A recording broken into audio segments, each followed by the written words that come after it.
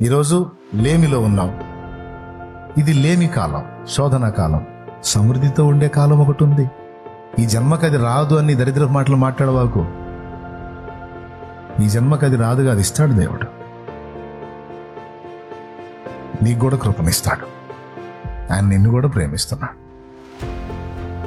బలహీనతలతో రోగాలతో నలిగిపోతున్న కాలం ఇది. ఓకే, స్వస్థత పొంది ఆరోగ్యముగా ఆయన మయంపరిచే కాలం ఒకటి ఉంటుంది. ప్రతిదానికి ఒక సమయం ఉంది.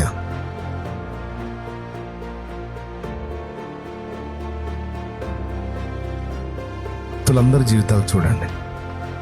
మొదట నవ్వులు పాలయ్యారు. నెహెమ్యా కావచ్చు, యోసేపు కావచ్చు, అబ్రహాం కావచ్చు, దానియేలు కావచ్చు, వీళ్ళందరూ మొదట నవ్వుల పాలైన వాళ్ళే. తర్వాత అందరి ఎదుట వారిని నవ్వేటట్టు దేవుడు చేశాడు. వారి నోటి నిండా నవ్వు ఉండేటట్టు చేశాడు.